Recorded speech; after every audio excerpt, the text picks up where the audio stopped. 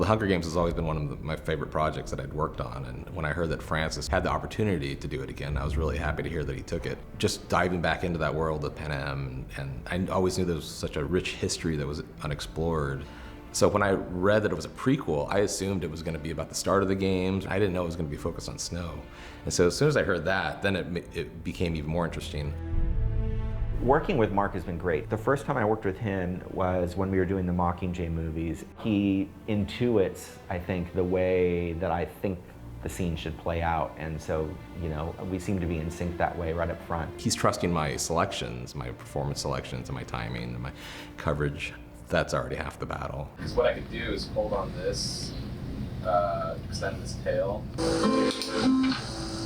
They said I might find you out here. It's also faster. And then have her look like down like that. Yeah. And then cut around to her here. Yeah, ooh, nice. And then you're out. Still got one. One of the real joys as an editor is seeing those first dailies coming in, you know, every day in my Avid, because you have an idea in your head, like anybody might, what it's going to look like. But seeing the coverage and seeing how the costumes or the production design and certainly how Yo shot it, it's always the most fun part. What you could try to do that would actually really shorten it is what if it went straight into the help me? Help me right away.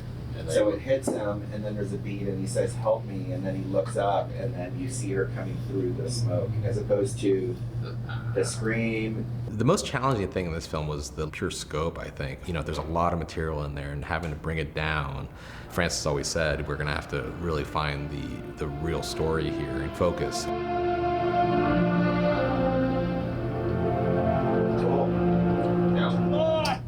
And then, because of the three parts, part one being the mentor, part two being the prize, part three being the peacekeeper, not linger on one part too long or make it feel like you don't want another part. you want to see this explosion again? Yeah, why not? Please. Marlenis, please don't let me die in here tomorrow. I think the games we knew were going to come down even more proportionally because as fun as they are and as exciting as they are, it's just the games and it's the story stuff that you really want to hold on to. Francis was intent. He's like, let's tell this as efficiently as we can. Do you think they're done? I wonder if we need the reverse of him in the beginning where he's like here, or if you just go from this to cut this out to here. So it's like the screen. Do you think they're done? You get that. This film, of everything I've worked on, it feels like it's the most streamlined. As every frame, every shot has a purpose. And it's amazing how many times we had to go through it. Just start at the beginning and make another pass and say, do we really need that? Do we really need that? And taking it out and realize we didn't need it. You know, it's a long book. I think it's the longest of the books. And it was a little daunting at first because it was even a long script. In a way, they are three different movies. That was one thing about the cutting the movie that we realized when we started showing people is that when you're reading the book and you get to the end of part two, you know you have a whole other chapter sitting in your hands. But most people watching the end of the games thinking, oh, well, this is going to wrap up soon. And then you're out in the meadows of District 12, and then it's an entire other chapter. And to me, my favorite part of the film. You can go back home. Will you? No more loose ends. Besides me. Besides you. You wouldn't tell anyone?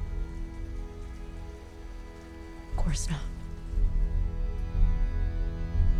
You know, the turn that happens at the end, if you feel like they're so in love, you wonder, it comes out of the blue and you're wondering why that happened. There was all of the performance stuff that you had to modulate and figure out how much they trust each other so that when she takes off, you know, it's not out of the blue, it's a little bit more set up.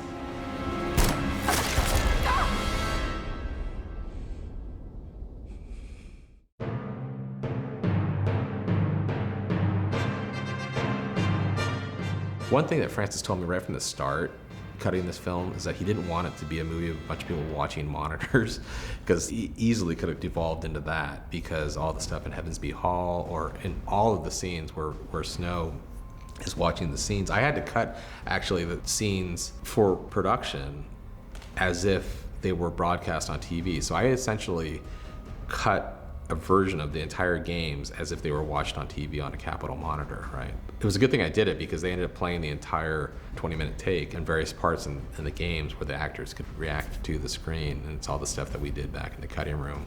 And this is the same thing that Jason Schwartzman used to write a lot of his ad-lib jokes beforehand to kind of get a sense of what was going to happen. 6 tributes gone in minutes. If they keep it up at this pace, we're gonna be out of here in no time. That's another thing that was interesting that Francis told me from the beginning, was that he wanted to keep it in Snow's perspective. So they've gone underground very quickly, but we're prepared for this. What you're seeing now is a live feed of security cameras. He wanted to keep the whole movie in Snow's POV, so he was never aware of anything that wasn't from Lucy Gray. So that's how the monitors played in a lot. Adrian Devet, who did the visual effects on this movie, he and I met on the other Hunger Games movies. We became friends, and then not long after the Hunger Games movies, he left DNEG to become an independent visual effects supervisor, and I asked him if he wanted to do C with me, and then did Slumberland. Coming off of something like Slumberland that was so sort of obviously VFX heavy, we wanted to do something that was completely different, which is why I really didn't want to use blue screens. I wanted to be on locations. And I did want most of the effects to be invisible. But there are a ton of effects in the movie in terms of city extensions, you know, augmentation of like the buildings to make streets in Berlin look more like the Capitol, crowd duplication, but it's just much more straightforward. So it's just a very different approach and a much more naturalistic approach. So what we've got here is, this is just a selection of some of the shots that we're doing for this movie. And here, this is the arena where the Hunger Games happens. So this is what we shot. This is the Olympic Stadium outside of Berlin, and the thing inside, which is the top 3 layers of the wedding cake with the domed top, is based on the Hala Stulecka in Wrocław in southern Poland. And we've taken both those stadia and we've added them together to make this. And we've added all these background buildings and the mountains in the background and the trees and the environment and everything like that.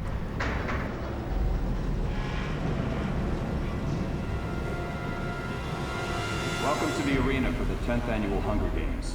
So this is the bombing sequence, which is one of the major visual effects in the movie. How do you even go about shooting something like this? We basically shot it in the clean arena with some lights that represented the explosions.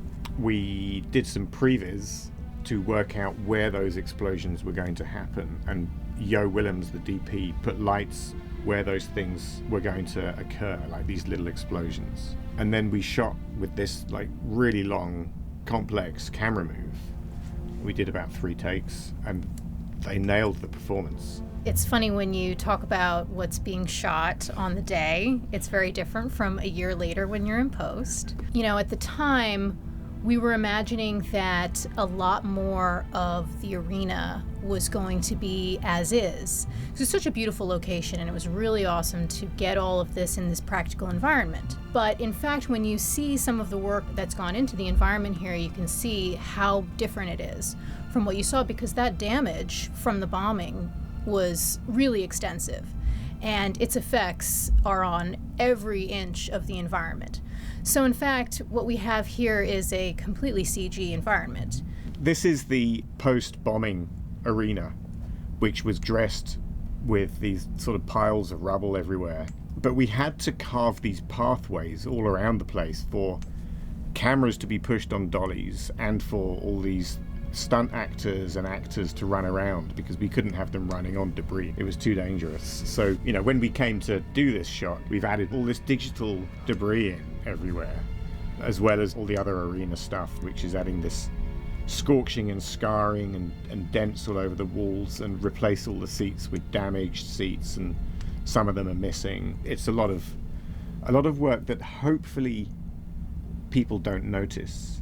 We sort of knew that there were going to be really 2 biggest VFX sequences in the movie, and one is the bombing of the arena and Gaul's snakes in the arena. This is a big moment in the world of the Hunger Games because this is the first time that we see the games actually evolve from the hand-to-hand combat between the tributes to a struggle for survival against the increasingly cruel punishment of the Capitol. In this case, massive snakes are being unleashed by the Capitol. When the games actually take place, there's a large scene where one of the Capitol's drones flies in and drops a huge sort of monolithic cylinder, and then it shatters and explodes, and hundreds of thousands of snakes fall out of it like an avalanche and fall down the cornucopia and take out a bunch of tributes. This is really exciting sequence for the visual effects team because we get to figure out how these massive thousands of snakes are going to move together and create essentially like one big snake swarm monster that just barrels through the environment, knocking down everybody in its path. Is it over? So this is all very, very like work in progress versions of the snakes. This is the cylinder being lowered onto the cornucopia, and it's an unstoppable force of snakes just radiating out from the cornucopia, just spreading out and just destroying and killing anything in their path. These snakes went through a lot of development. As described in the novel, they're described as sort of rainbow colored. We thought, how do we do that? And through various iterations, we ended up arriving at this. The surface quality of the snake's skin has a feature which is called iridescence, which means that when light shines on it in a certain way, it breaks up and forms a rainbow sort of reflection. It was a real challenge to get the light response on them to be sort of consistent. I know that Francis and our supervisor Adrian really liked some sequences that they saw in some nature shows where some real packs of snakes are chasing after lizards. And if you look at what happens with snakes in nature, they actually move in a really creepy way and they crawl all over each other, and we really want to make this as real as possible. So one of the biggest technical challenges here is going to be the shots where we see the snakes crawling up the actors' bodies, and particularly Lucy Gray in her iconic dress. So we started with a series of 3D scans to capture the data of not just the actors' body geometry, but also the fabric of their costumes so that we can really sell the integration between the snakes and the actors' performances. What we're working on right at the moment actually is making it really convincing that the snakes are actually physically on top of them and interacting with them, because they're wearing very loose fabrics, especially her dress and her sleeves. So anything that touches them is going to move the sleeves. So we've replaced them with CG fabric so that we can really get the snakes to feel like they're cinching over her clothing here and moving the fabric with her. You know, with the amount of debris that's on the ground that we now see, which we didn't have on the day when we were shooting, there's a lot of really detailed interaction that has to go on with the snakes as they're traveling over all of the bits of debris and the dust that's being kicked up. And so there's a big increase in the simulation effects that were required for this. So it's very heavy in the effects work. They figured out the physics of what the maximum of what that container would hold, and then when it kind of spills out, it is supposed to be shocking. It turns into like a little bit of a horror movie. Most obvious VFX that people would see are the snakes, the arena, the drones. Drone technology has become so much more advanced and the operators are so skilled. I've seen that over the last 10 years. It's these shots you never thought you could have gotten before, or it would have been a helicopter or some really advanced, rigging. It's amazing to see how steady those shots are now and how they can really establish much better because they're wide and they don't all have to be CG. In particular, in this case, because there are drones within the story, they used a lot of them for POV shots, and there's a few shots where the drones, once you've established where they're flying around, cutting to that POV shot of it coming in toward Lamina. Yeah, so this is the new cut with the new animation. Mark's Correct. timing? Yes. Yeah. New trims. This to me is still too slow. This is the piece where I think we need to speed up that tip down and make it feel like there's more weight. Clearly you can't put a helicopter inside an arena. A drone is the perfect way. You didn't have to get a helicopter out there. You get a little team and a drone, and drones are so great and so maneuverable it's become really fun. So we could use drones in the arena to sort of establish when the blinds are opening, or the sort of opening establisher of the arena itself, or even in some of the action of the fight, you know, the things like this big, instead of having a helicopter, it's just so much nicer. So this is the drone attack where tributes get attacked by drones that come flying through the windows back here. The challenge here was, you know, we have to shoot this scene with the actors, imagining where the drones would be. Knowing that you're going to eventually be cutting these VFX shots that didn't exist. For a long time I was working with the previs, and a long time I was working with the early versions of it, or like with the snakes. Not having the snakes until later, you know, you're just cutting like nothing. You're not really taking them seriously. But as soon as they started making those snakes look real, I was creeped out. Then it made you realize when Lucy Gray's sitting there with the snakes at the end on her hands, you're wondering if they're gonna bite her, because they turn into real snakes instead of like these cartoon snakes that you've been kind of cutting with for the whole time. And so even for me, it always evolves as the VFX come in. She's won.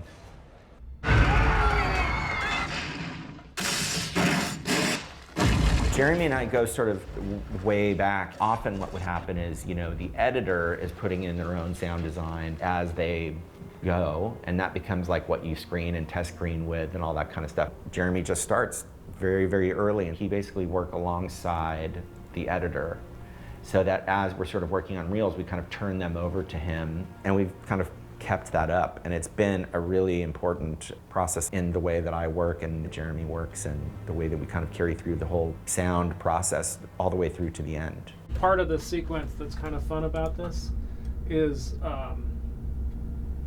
there's all these rocks that kind of fly by camera, you know, like you kind of see these little rocks, you know, that go by.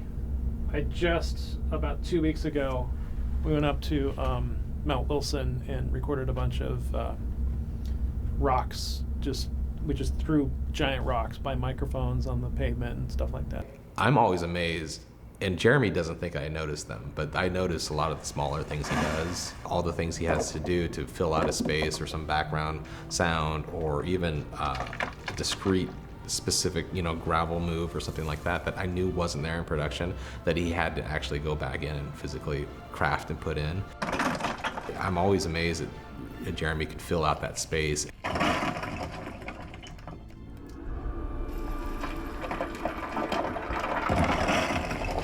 I haven't seen Foley in a long time, and especially on a film that I was working on that I knew all the sounds personally. Yeah, that'll work. Yeah, that was nice. Okay, good.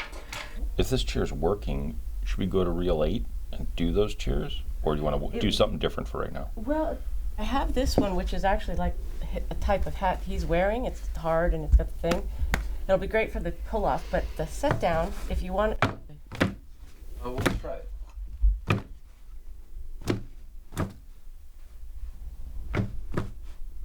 Does it seem okay? If it seems okay, I'll go with it. Well, it sounds a little small.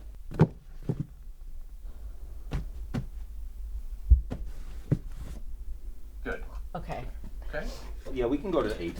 Yeah, let's go to 8. 8. Real late? Okay. Yep. And if you want to do the knife now, the knife drop at 14:02. Yeah, he's got it.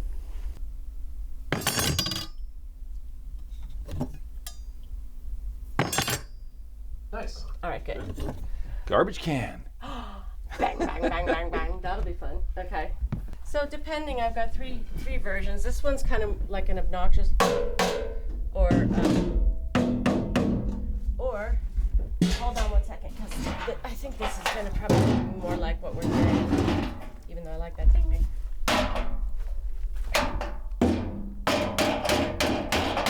I think I like all three. I know, right? The other one's funny. How about we give all three? Let's do it.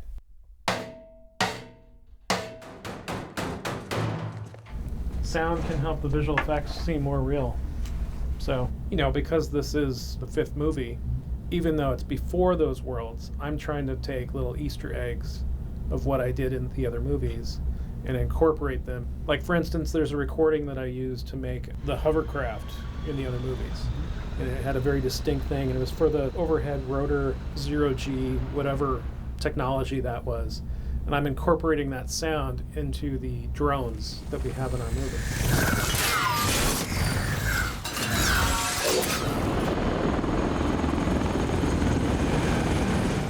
Part 3 is definitely my favorite to work on, just because it's got a lot of the contrast of the nature. Sonically, we're taking you through a journey, like all the backgrounds when we're in the woods kind of ease into each other. And because of what's going on screen, Francis wanted these changes to happen in the backgrounds as well. So emotionally, we're starting off in happier places, but by the end of the scene, things take turns. So it's been fun finding ways to like twist those scenes a little bit in a sonic way, and not in a way that's totally perceptible, but if you were to look at the start of a scene and you look at the end of the scene, they are very different.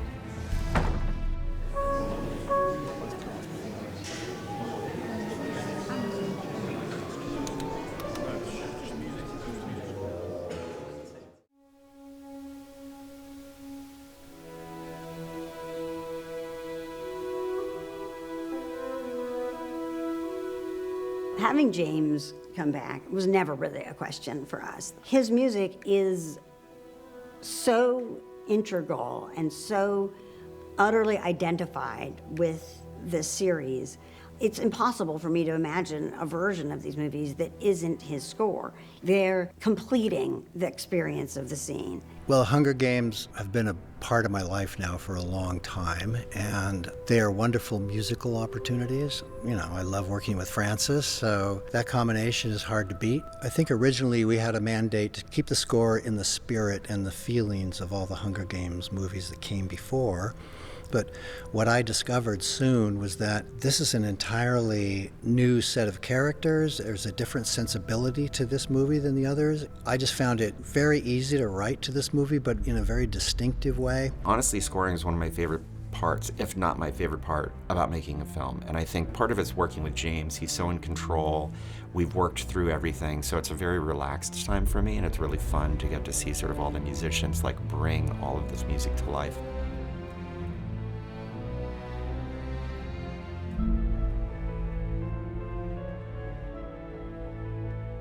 One of the mandates was no electronics, which was a huge difference. It had to be created within the orchestra, so that required a different challenge for me in terms of orchestration. Winds, who are playing dee-da-dee-da-da-da, just a tiny bit less, please, at 23. That's first clarinet, first oboe.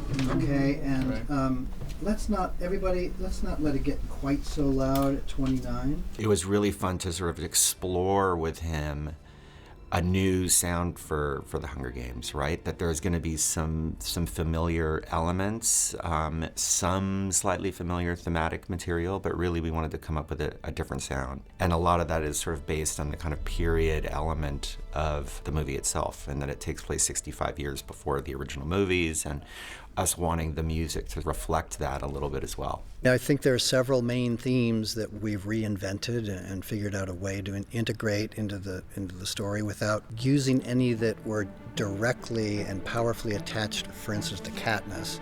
Tried to stay away from Katniss's theme.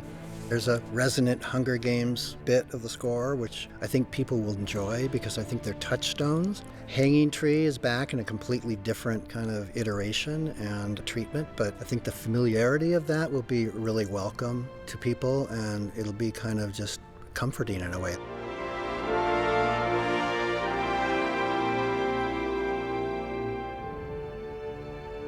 And so I think the approach has been slightly, changed for James and I. And I think one of the things we wanted to do was go a little more classical, and I'd say a little more raw, so that it just has, the music has a slightly more aged feel to it.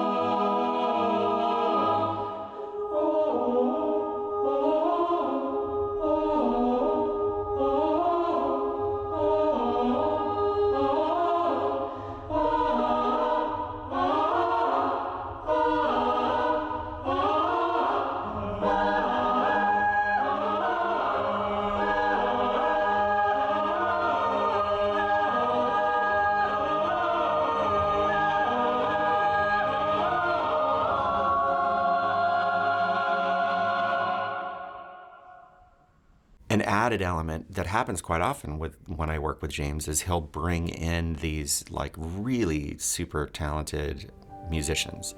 And this time he brought in the pianist Yu Zhuang, who's a phenomenal player. And so it was really amazing to watch her work and have her play some of the music in the film.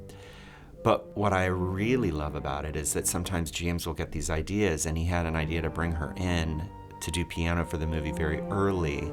And I think partially the idea of bringing her in started to change the way he thought about the music in the movie. There's a lot more piano in this score than there ever has been in any of the other Hunger Games. And so it's really just interesting to see when you bring somebody that talented in, how it actually starts to inform the music itself.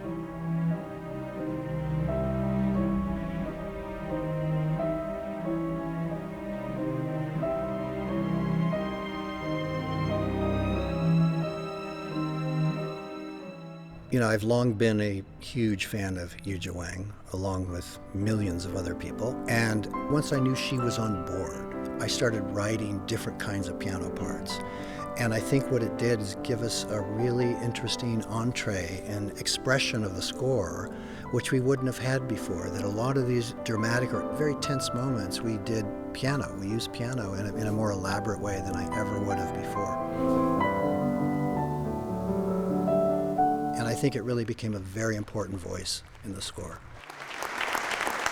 It was moving just to watch her all day, but then the orchestra left, and I had written 3 solo piano suites for her based on 3 of the main themes of the Hunger Games.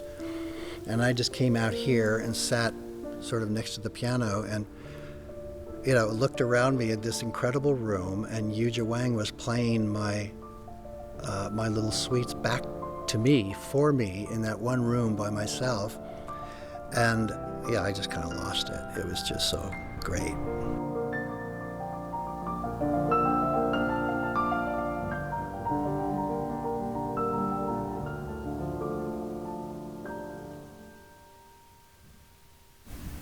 I don't have the vocabulary to express how it's the high point of my career.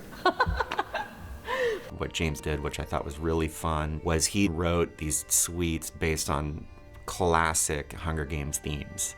You know, a Katniss theme, a Ruse theme, and had her do her version of those themes for soundtrack, which they were just incredible to listen to.